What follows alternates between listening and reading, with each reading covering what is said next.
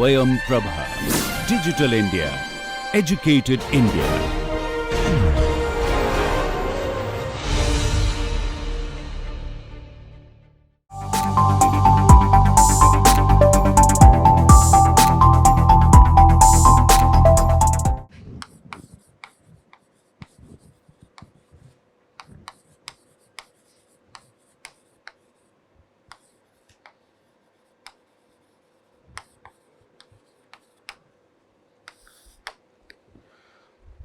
So, the last lecture I was talking about various probability distribution functions, uniform random variate, exponential and normal and so on. In this course, we also will like to generate random numbers based on a certain distribution to simulate a stochastic process. Okay, and so it's important to know how to generate random numbers as per an underlying distribution. So, so in this class I am going to talk about three types of random numbers.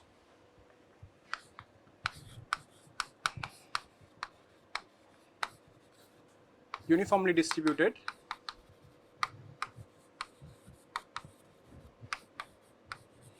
random number, exponential,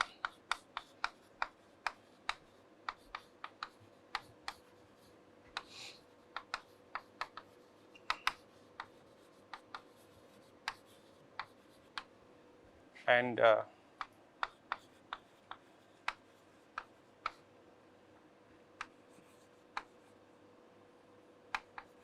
normal random variate. So, we will specifically talk about some numerical algorithm by which we can create these random numbers, and the application of these random numbers we will see throughout the course.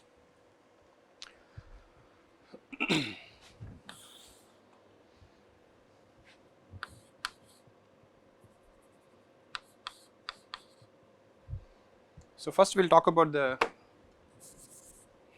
uniformly distributed random number.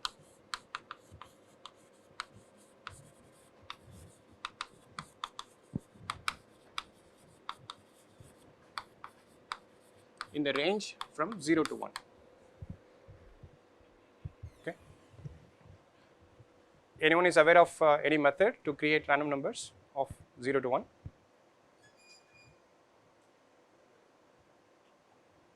Yeah. Delta function.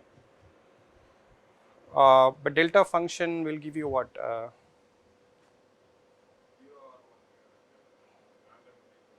I'm not talking about 0 or 1, I'm not talking about binary, I'm talking about any floating, any decimal point between 0 to 1, such that the choice should be independent. Okay, all variables are equally likely, all numbers in this range has to be equally likely. So, I want a random number generator that would give me sequence of random numbers such that each random number has equal weightage. That is what uniform distributed random number means. Okay.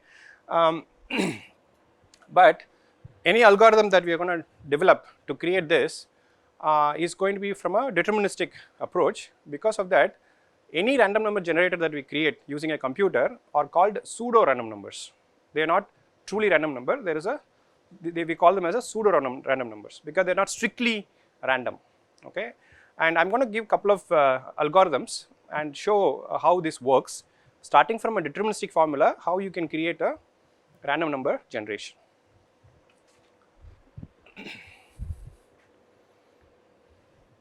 So, the first method is called multiplicative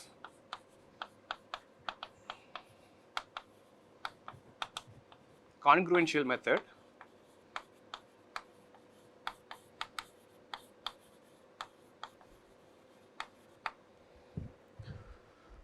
So, here we write a recursive relation that xn is equal to some a x n minus 1 modulo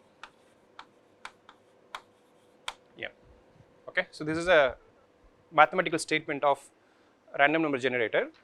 So, n is a sequence. Okay. We start with some seed value x naught. Okay. So, this is seed, this has to be provided to initiate the sequence. Okay. If you have used any random number generator in your project or in any of your assignments, you would see that you always initiate with the seed. any sequence have to be initiated by a seed. In this case, we start with the seed and then get the next sequence. Here we define two parameters. One is this parameter A, which multiplies the seed, and then this multiplicated number has to be operated by the modulo operator. When we say modulo operator, what it means is we take this number, divide by this number, keep the remainder. That remainder is assigned to xn. Okay. Then after this operation, we say u is xn by m. After this operation is done, the xn value that you get will always be less than m, because it's a remainder. And when you take xn by m, this number will always be less than 1. So thereby the value of u here will distribute equally between the range 0 to 1. Okay. Now the question is, how do we choose these numbers a and m? Of course, you want this m to be as large as possible. It depends on the memory of your processor, if it's a 32-bit or 64-bit, and see what is the largest number you can store, and that number can be assigned as m. And this a can be any number, and there's a lot of optimization has happened, how to choose this number for a given computer architecture and so. Okay. So typically what happens is, I think m for a 32-bit machine, something like m is equal to 2 power 31 minus 1, and a is taken to be 7 power 5, which is 16807. These are actually optimized variables.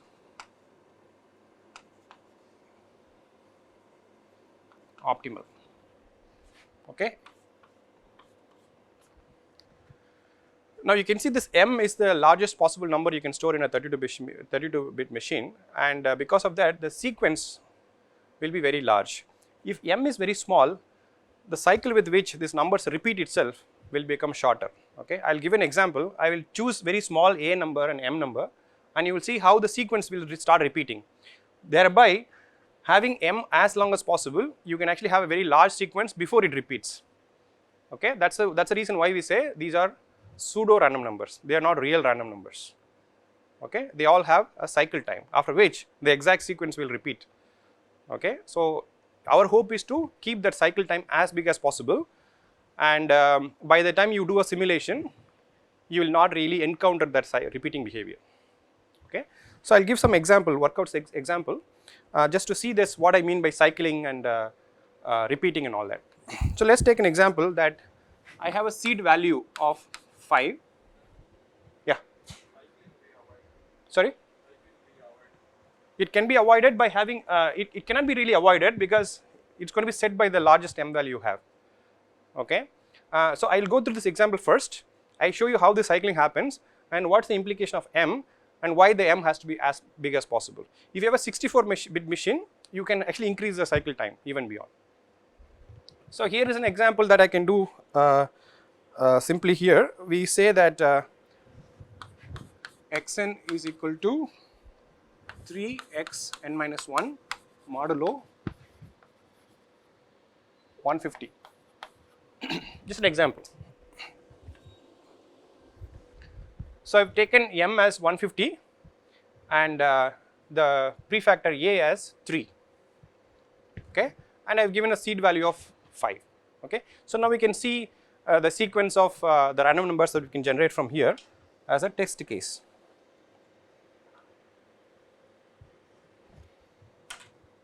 So first we get x1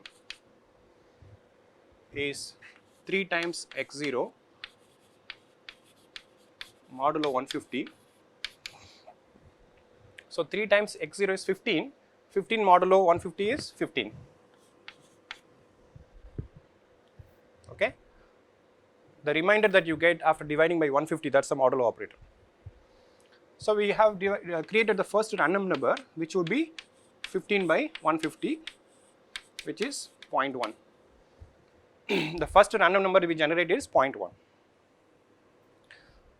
Then we go to the next sequence. We say x2 is equal to 3x1 modulo 150. So here my x1 is 15 and 15 times 3, 45, and 45 modulo 150 is also 45. So my E2 is 45 by 150. So 0.3. So this is my second random number. And then we can continue this. I am going to get x3 as 3x2.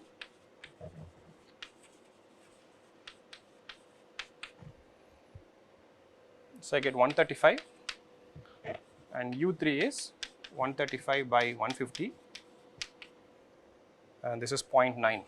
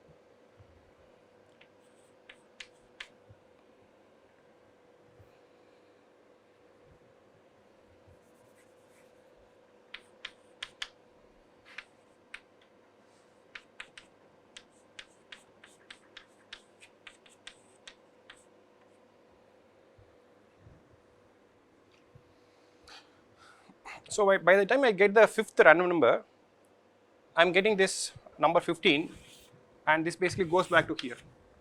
Okay, so that means if I look at the sequence, I would have got 0.1 first, then 0.3, then 0.9, then 0.7, then 0.1, and from here onwards it repeats again. So that means you have only created about 4 random numbers, and after which it starts cycling, repeating. Okay, so this is not a very good algorithm because the choice of the parameter a and m are not good. Okay, so we are saying that by optimizing the value of m and a, you can actually increase this cycle time so long that by the time you do your simulation or whatever calculation you want to do, this never repeats. Okay, so any questions? Yeah.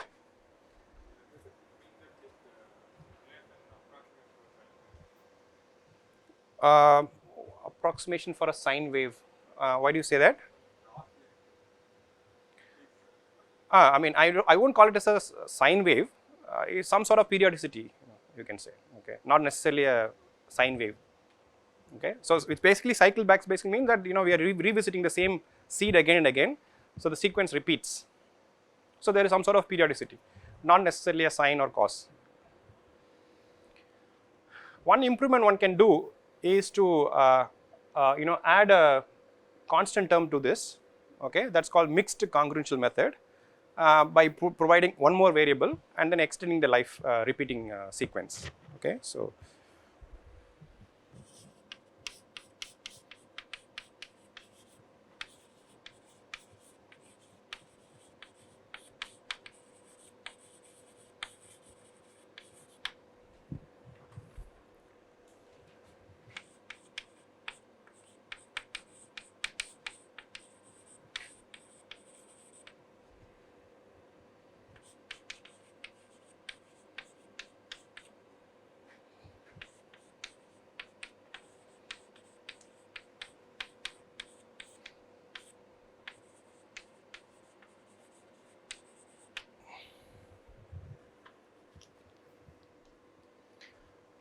so in the mixed congruential method, all we are doing is we are adding an extra term in the recursive relation. Apart from the multiplicative term, there is also an additive term, and again one can optimize how large the C should be and how large A and M should be. Okay, so this optimization is a different research area itself, but if you have ever used MATLAB or any other software to generate random numbers, it could have actually used one of these approaches. Okay. So you can probably try this example. So you can take x naught as 3 and a as 5 and c as 7 and m as 200. Okay, and try to get a sequence of random number and see what is a repeating, what is a cycling number. Now once we know how to make uniformly distributed random number, this will be the starting point for creating random numbers of other kinds. Suppose if you want to generate exponential random number or a normal distributed random number, the uniformly distributed random number is the starting point. You're going to generate this uniformly distributed random number and then do some manipulation to get other distributed random number. So it's very much fundamental. Okay, I don't think of any random number that can be generated without a uniform distributed random number. Okay, so this is going to be very basic. So let's say if I want to look at the second exponential distributed random number,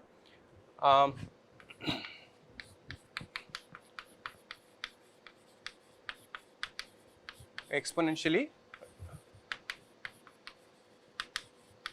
distributed random number.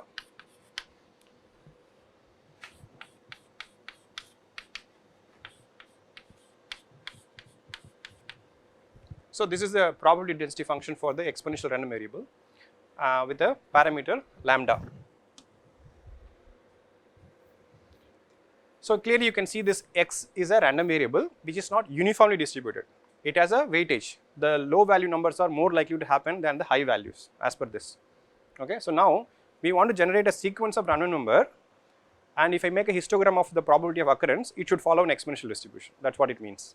I should be generating more of small valued number than the larger. Okay, and the dependent should be an exponential formula like this, and it is characterized by a parameter lambda. So the starting point for this is, so we want to ask generate random variable x that follows p of x. Okay, so that's the question that we want to pose. So to do that, what we first will do is we will write a cumulative function for this, cumulative distribution function.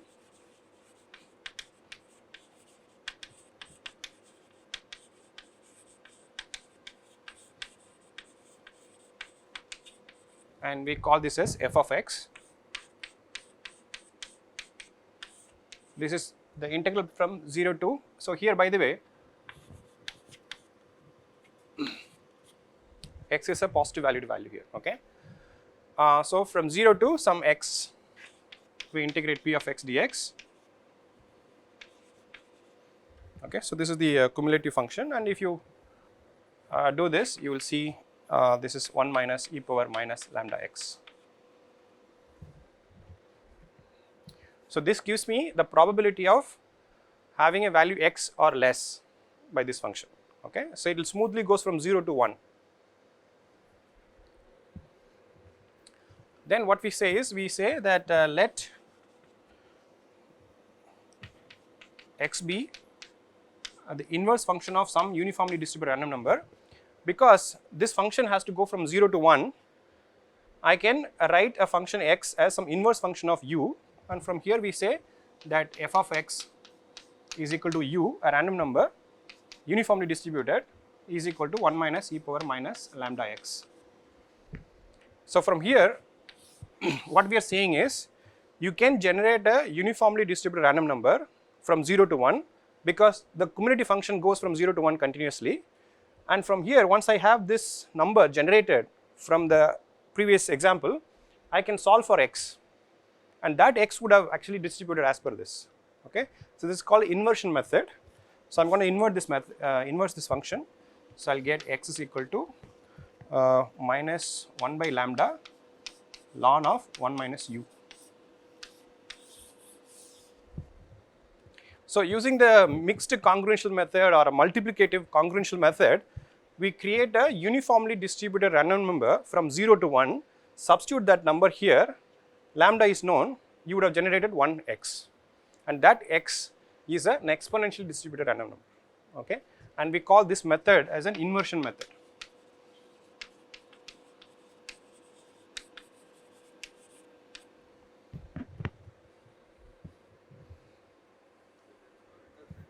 Sorry, there is no recursion. There is no recursion.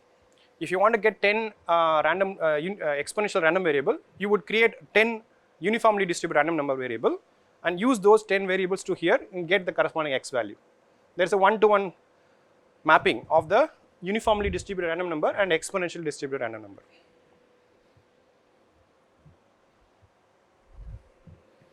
So if u is uniformly distributed, what about 1 minus u? Right? So I can actually even just write simply as u. By doing this, you have actually eliminated one arithmetic operation, and especially when you do a large set of simulations, how much time you save in minimizing your operation is very significant. So 1 minus u and u, they are same in terms of the underlying distribution is concerned. So you can write x is equal to minus 1 by lambda ln u. We don't need an recursive relation here because we have a distribution function, and I can write a cumulative function, and then I can approximate this cumulative function because it goes from 0 to 1, and for every generated random variable, uniformly distributed random number variable, I can get the corresponding exponential. Okay, the recursive relation is not necessary here. Now generating the next is generating the normally distributed random variable with mean of 0 and variance of 1. Okay, once you have that, you can always change the mean and standard deviation by simple mapping. Now there are many methods to do it, but I am going to discuss one method called polar method. Okay, and instead of creating one normal random variate, I am going to get a set of random variable. Okay, two random variate at every time I call this function. Okay, so I will discuss that first now.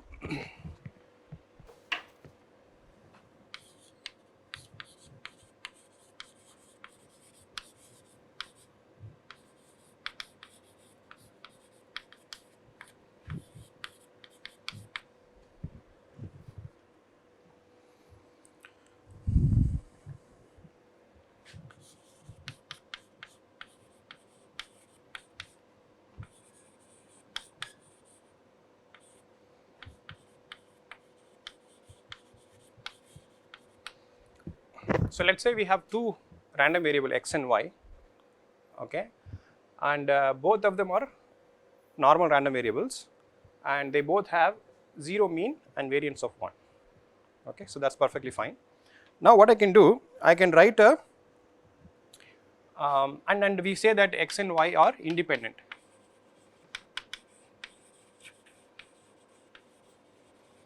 Independent random variables. Okay, so now I may be interested to write what is the joint distribution of x and y. What can I say about this? What is the joint distribution of x and y? The product of the individual ones, right? So it's p of x into p of y. Because it's an independent random variable, I can write product of the individual ones. And we know the functional forms, right? So we can substitute that now. 1 by square root of 2 pi, sigma is 1, e power minus x square by 2. This is the normal distribution function with the 0 mean and unit variance for x. Similarly, I can write for y.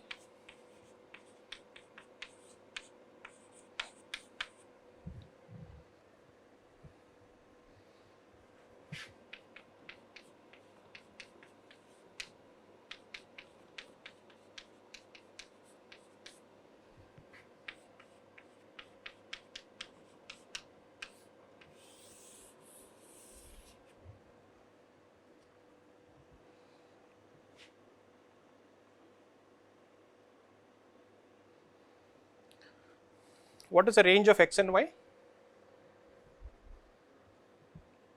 Minus infinity to plus infinity, right? Now you see here I have x square plus y square. This can be actually shown into a plot. So suppose this is x and this is y. Any random variable I create from here would be a point in this plane. A particular xy combination can be shown as a particular point, and then what I can do, the distance from the origin is nothing but square root of r square plus y square. Okay, so we call it d. I think I call it as a d square. I will use this as a d, and this is the distance from the origin to this point, which is x square plus y square. And then I can also define an angle here, theta. Okay, and so we say that theta or tan theta is y by x, and d is square root of x square plus y square, something like this.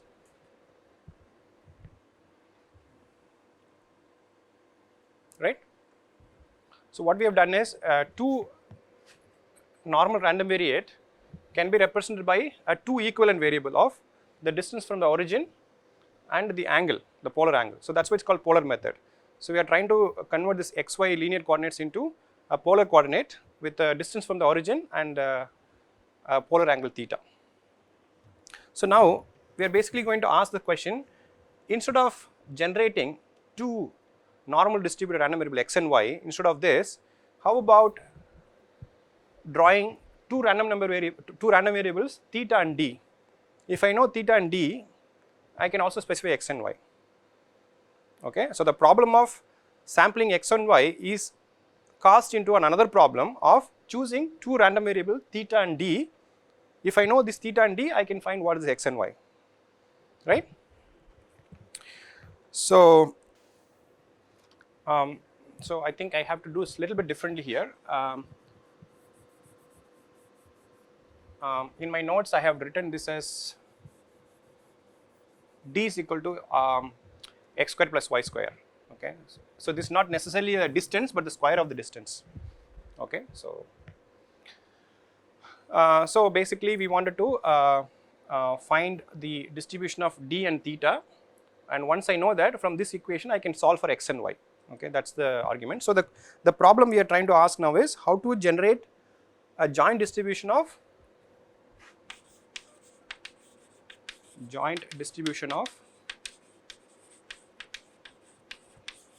theta and d. What can you say about the distribution of theta and d? Are they dependent or are they independent?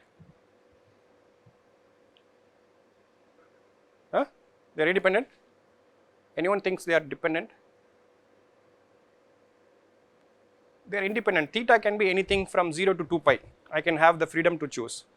Then this d is the distance from the origin. So these are two independent variables. So it preserves the character of the original distribution that we wanted. Okay. So now all we need to do is get a joint distribution for theta and d. Once we get that, we go back here and then map for x and y, and we would have generated two random variable. Okay, so that's the concept. And the way to do that would be, in one of the class I think I mentioned about the transformation of random variable. I'm going to invoke that property using Jacobian. Y to go to x and y. So like I said, the initial problem was to get two random variable x and y. That is the design problem. That's the prescription of the problem, that when you do a simulation and you want to generate a random variable which is normally distributed. Okay, what we are saying is ultimately we are going to generate that, but instead of directly generating it, we are actually doing through this polar method. Okay, so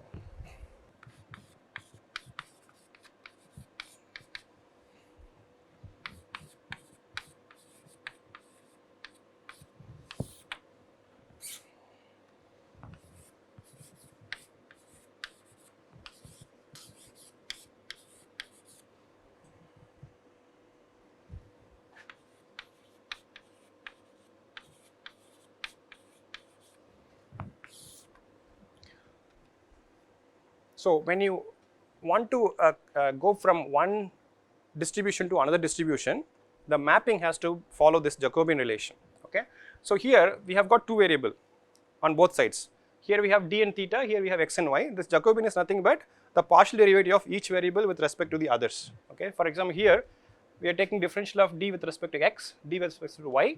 Here theta versus x and theta versus y.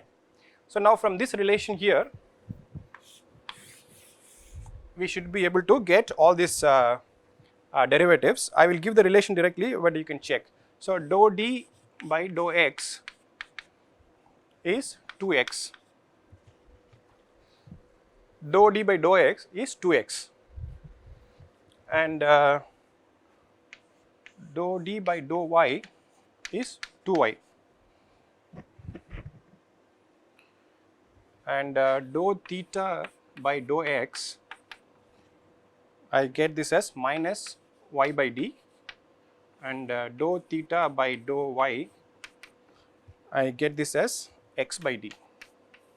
Okay, this is something you can verify later. So then if I substitute in this Jacobian, what I have is 2x 2y minus y by d and x by d. So we get 2x square by d plus 2y square by d, and this is nothing but just 2. Okay, because you will get x square plus y square, that's nothing but d, so you basically get a factor of 2. So when you substitute that here, we say that P2 of x comma y, the joint distribution of x and y is nothing but 2 times the joint distribution of t and theta.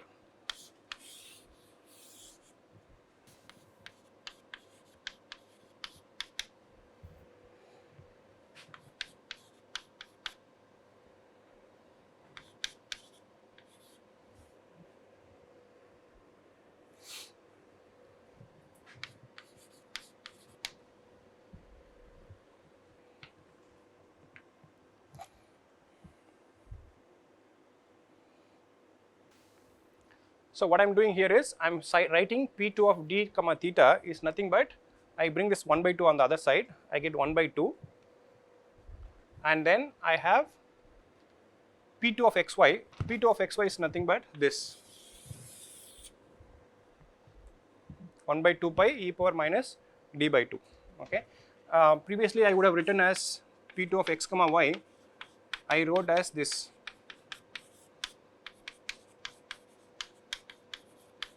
right. This is P2 of xy. So here 1 by 2 pi, keep it like this. This exponential term, I write this x square plus y square as d. Okay, and this factor of 2 comes because of this relationship I showed. Okay, so that's what this is. Now the way to look at this function is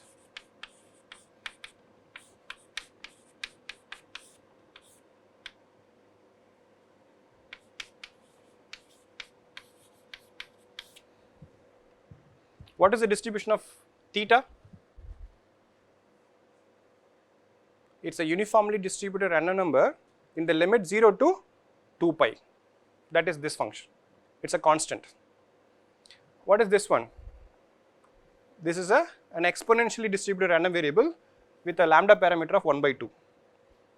So what we are saying is, instead of generating two x and y normally distributed, an equivalent problem would be to generate two random variable, one that is uniformly distributed between the limit 0 to 2 pi, another one is an exponentially distributed with a parameter of minus 1 by 2. Okay, now do we know how to generate this random number and this random number? We know that, right? I showed how to generate random number from 0 to 1. If you multiply by that number with a 2 pi, you would have created the range from 0 to 2 pi. So that's as easy as that. We can use the inversion method I discussed before to calculate or to get the exponentially distributed random number for d. Okay, so once we get those two, and all we have to do is go back here and solve for x and y. So we say that so this is actually p of theta and this is p of d. P of theta, this is a uniformly distributed in the range 0 and 2 pi. P of d, this is the exponentially distributed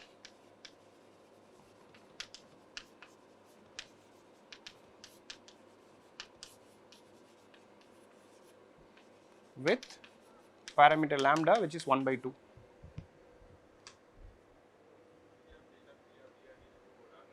Sorry? Yes, yes. There are two, not only there are two random numbers, but we also know the distribution. One is uniform, another one is exponential.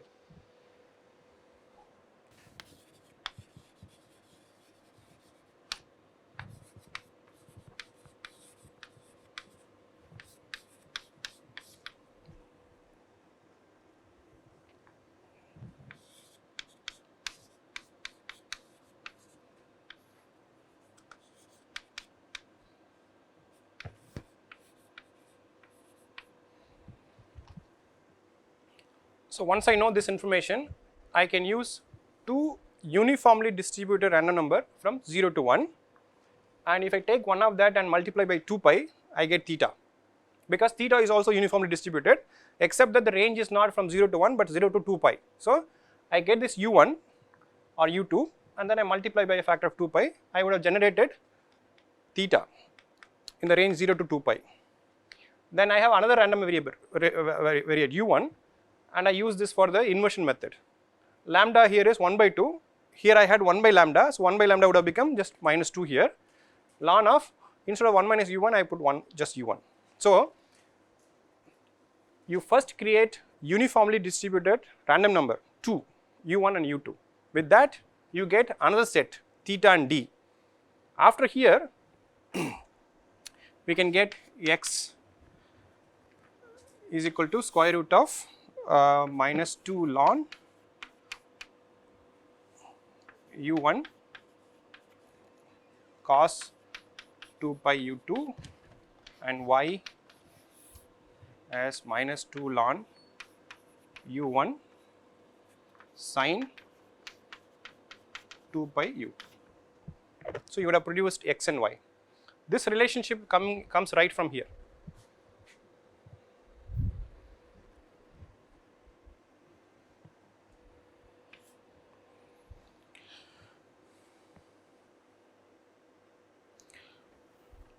And this we call as a polar method or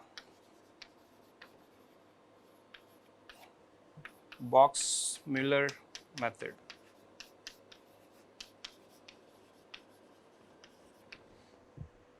So next time when you call a Gaussian function or normal function in MATLAB to get normal random variate, this is what's happening inside. Okay, so going to select two random variable, one that is uniformly distributed, another one that is exponentially distributed, and then this mapping was done to get x and y. You always get in pairs. Even if you need only one, you can actually get two at every time you call this function. What is the advantage of Gaussian method? No, there is nothing advantage like. I'm just saying that I have a process that is governed by a Gaussian distribution, and I want to let's say Brownian particle. Okay, I have a Brownian particle. I want to predict where the position is, and the position of this random variable is normally distributed. So you have a process to ask, give me a sequence of random positions for the Brownian particle. That random position is actually normally distributed. If you want to simulate that trajectory, you need random number, and you generate the random number by this method. Okay.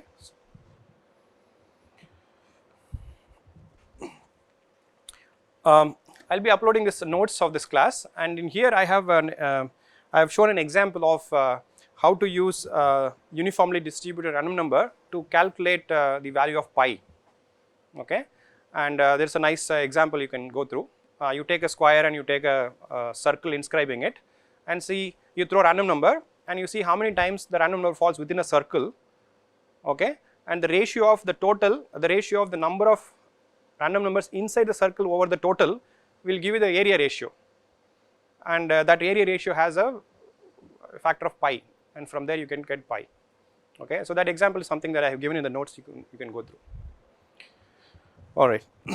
Any other questions? Yeah.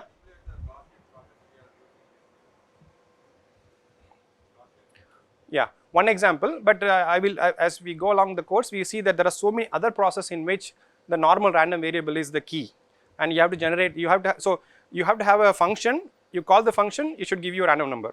Now if you want to code it, this is how, you have a class? Oh, okay.